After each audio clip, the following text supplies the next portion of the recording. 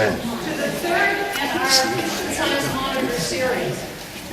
Our topic for tonight is how sports drives the news. So, the road back is done. Yes. Right, I forgot. Anybody here want to volunteer why they think sports is so interesting or exciting? Person right over here. It's uncertain. You don't know what's going to happen. You know what's going to happen. Suspense. You need certainty in your life. How about you? But you know it will end at a certain point. You know, you're all correct. How about you? I don't follow sports at all. Ah, good. Very little about it. What did you say? He doesn't follow sports at all, so we're going to have him carried out by the road. I didn't follow. You're all correct. This is sort of what we think sums up the entire evening. This is from Len Shiles, who's a sociologist at Villanova University. Sports, best represented by the spectacle of the Super Bowl, America's greatest example of secular religion, occupies a unique and profound place in U.S. culture. And now here's a little first for us. We went and actually talked to real people on the street, so you can't accuse the series of elitism.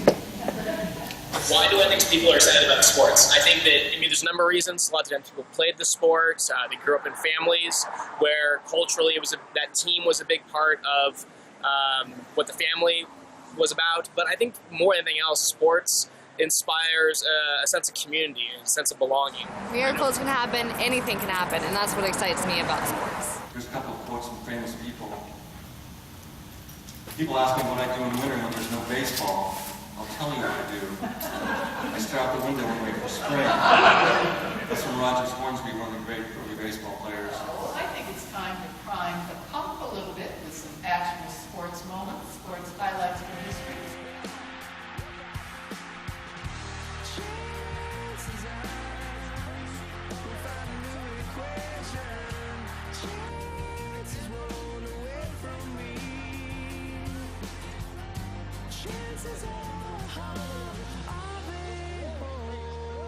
Here's what Dan Leibowitz says.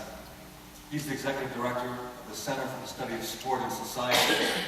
They look at these questions formally all the time. They tour the country with talks and workshops.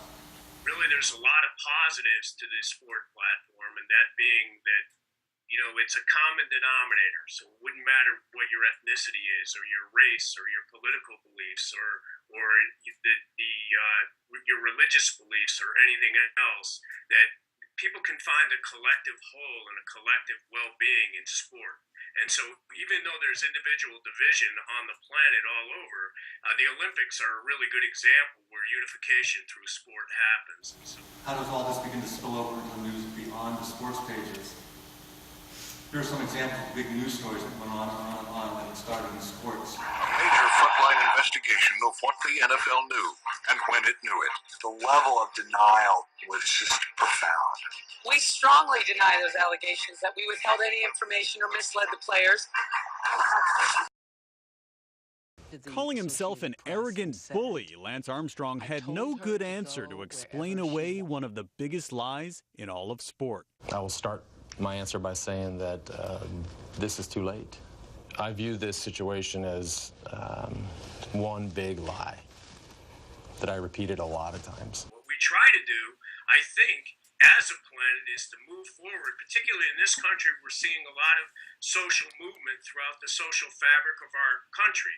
The issue of same-sex marriage and the evolution of that, the evolution of a race dialogue, and even if it was brought about by incidents that were egregious against certain communities, having a dialogue and creating conversation about social justice, social opportunity, racial justice, gender equity, religious fairness, sexual orientation rights, a variety of things.